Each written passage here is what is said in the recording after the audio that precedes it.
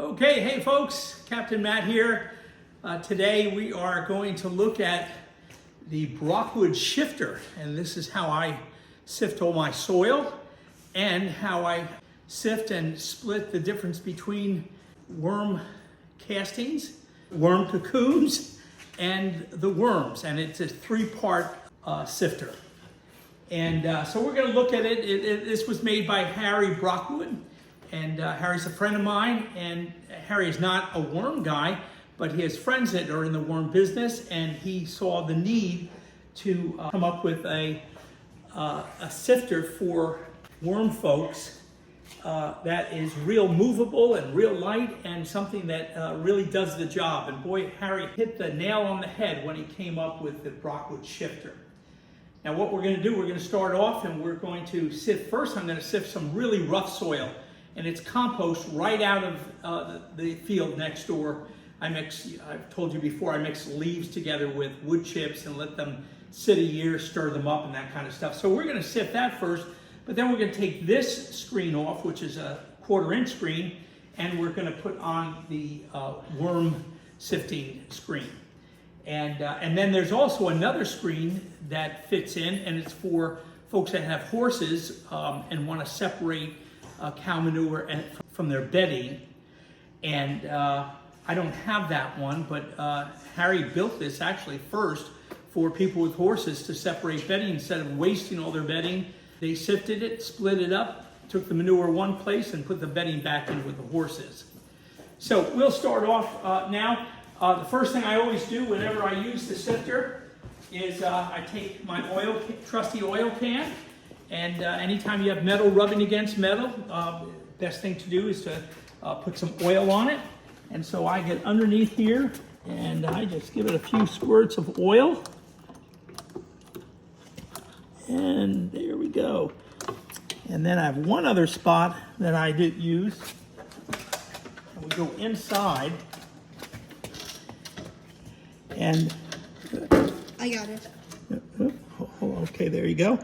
And so we're going to go in again. I go underneath, and this is where the arm is, and I just put a little hit of oil on the arm also. Where the motor is connected to the arm, where there's metal against metal, always a good idea to lubricate. So we'll lock this back up, and then we're going to turn it on.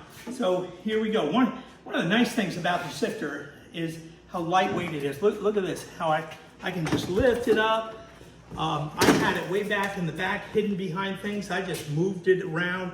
And you won't find that in other worm sifters. This thing is so big wheels. I take it out into the garden. I work in the garden with it.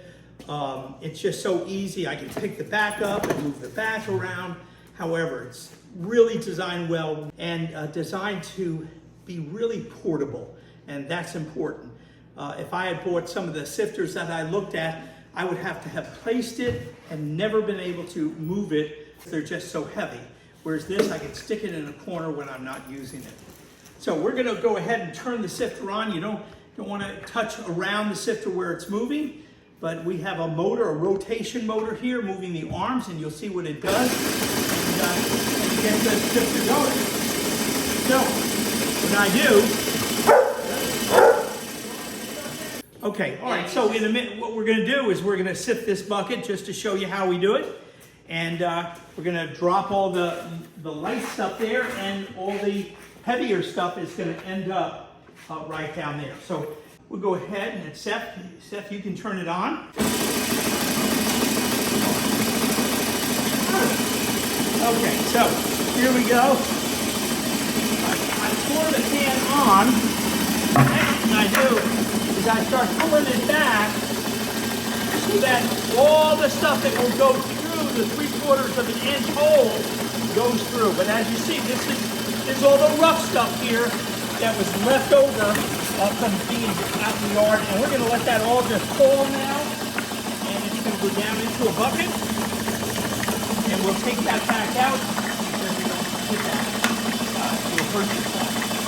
And so adjust that a little, and as it's coming off, it has these angles here, it directs everything right into a bucket. Not yet, Steph, I'll show you in a minute.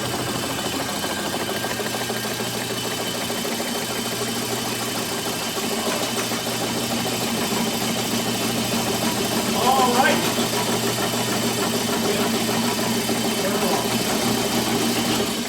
There you go. That was cool. All right. So, and we'll take this is all the rough stuff, and we'll take that out to the compost pile and let that get broken down a little more. So now I'm gonna take this screen out and show you the inside. All right, so first thing we're gonna do, we're gonna take this screen off. And it's very simple. There's some pins, I pulled the pins ahead of time.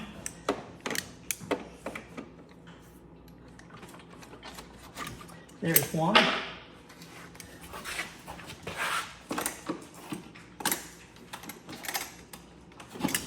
There's two. Seth, you can hold on to those so they don't fall. Okay, so now the next thing to do is to lift this screen right out.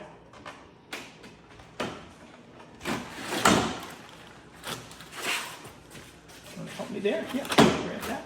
All right, we'll put it right over here, Seth. Now inside we have three different sections, 3 holes, and this is where the worm castings will fall. This is where the cocoons fall, and this is where the worms and anything too big to go through those 2 openings falls and goes into a bucket. So here's our new screen that we're putting in, and it has two different sections. I don't know if you can see them there. And so we'll get the screen right on. We'll start from the rear. Put it in there. And set it down. Okay. And then we'll put the pins in.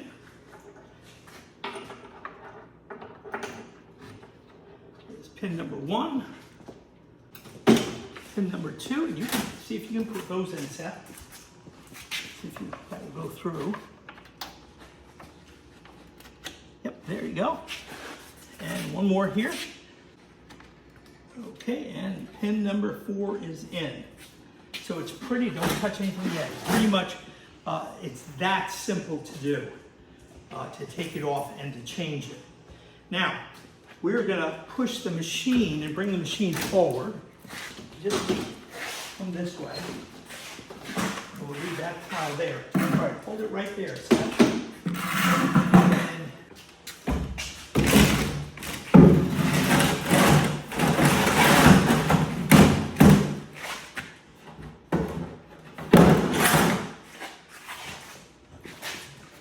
We'll put bin number 1 under here, and these are my bins. They did not come with the shifter, so you're going to have to come up with your own bin. And so we have bin number 1 ready to catch worm castings. Now worm casting is just about the size of this hole, a little smaller, and it looks extremely small. But worm castings are small, and they will go right through here.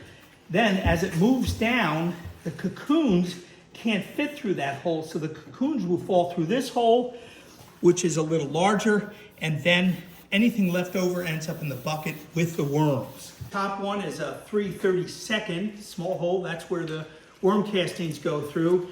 And then this here is 1/8 of an inch where the worm cocoons go. And then the leftover and the worms will go out here. So we're gonna go ahead and do it and show it to you again.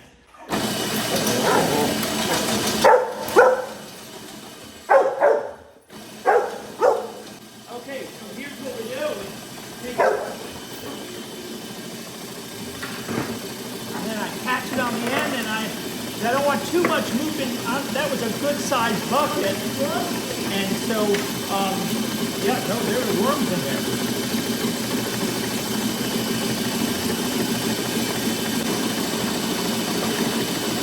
So I just keep pushing it back. I put an awful lot of bedding in that one. I shouldn't have put that much. I usually put a gallon, 2.5 gallons in a 5-gallon can.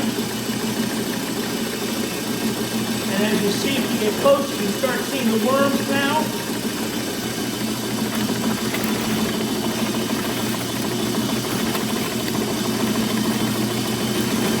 I used to do this by hand, and it took me forever. We just did almost a 5-gallon can in a very short time. So I'm continuing to push it back so that we get every bit of casting, especially down here. Anything, at a certain point, I'm going to let it go, and we'll bring it right to the place where the cocoons go through. And give it a few more pushbacks.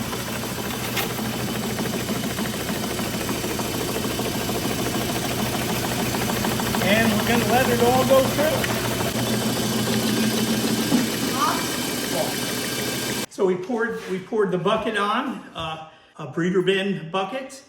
The breeder bin buckets are generally, it's 2.5 gallons in a 5-gallon can. Formula that I use is 100 worms per gallon of bedding for breeder bins. And so we put a whole bunch in there. So we poured it on, and we're gonna look in a minute and see what happened underneath. Pull this out, pull the worms out. Okay, and in here you have leftovers with a bunch of worms inside. They almost are the color of the, I think I'm a little wet. But, so that's the worms, and we'll start up another breeder bin with this here by adding some more soil. But down here, this is one of the bins, and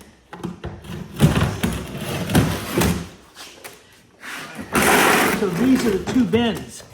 Now the first one, the larger one, that's where the worm castings go through. So that is pure black gold right there, folks. It's just very, very fluffy, very thin. It's just black gold is what it is. And then over here is just a little rougher, and that's where cocoons are. The moisture level in the compost is a little high today on this bucket, and to find a cocoon in there, it'd take me forever because they'll have soil stuck all over them, so I won't be able to find them in there. But so we do that, and I can do 30 buckets in a day without any problem. I'm 71 years of age, and I can do the 30 buckets in a day. Okay, so I looked at a number of different sifters simply because I got to the point where I was now ready. My worm population was growing. Doing it by hand was great in the beginning, but with the population growing as much as it was, I needed some help and some mechanical help. So I looked around, looked at a number of shifters. I won't tell you the ones that I didn't buy, but when I saw the Brockwood shifter and saw how easy it was to use, 50% less noise. I mean, really, you can hear it, but it's certainly nothing like metal clashing on metal, which most of them are. I looked at it and watched videos on it, and I talked to Harry about it, and I decided to buy it. And I was so amazed when I got it, and you have to assemble it when you receive it, but I was so amazed at the quality of the machine, how everything fit perfectly, just a well constructed and well designed. And matter of fact, I called Harry after I started using it and let him know. I said that was the best purchase I had made for a while. It's you know, Sifter, there's a lot to the components of this. You're not going to get this on your allowance. You're going to have to save a few, save some money to purchase it. But well worth it. At no point did I ever feel I paid too much for too little. I really feel I really got a great deal with it, and as I said, I use it all the time. It's just a integral part of Captain Matt's worm farm. It's probably 90% faster sifting with the Brockwood shifter than it was for me to do it by hand. Let me show the old things, Luke, that I used to do it with.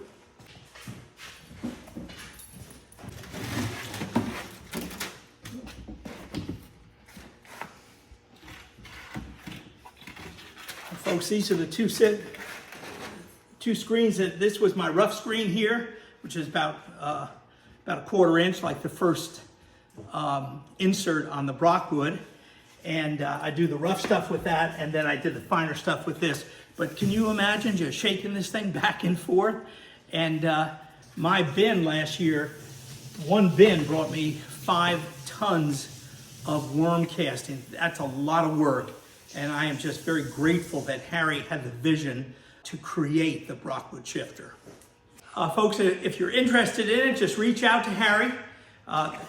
There'll be a link. There is a link below this video on my page there. And if you tell Harry that Captain Matt from Captain Matt Worms sent you, Harry will give you a good discount for that, just for letting him know that you got it, you heard about it and saw it filmed on Captain Matt's worm page.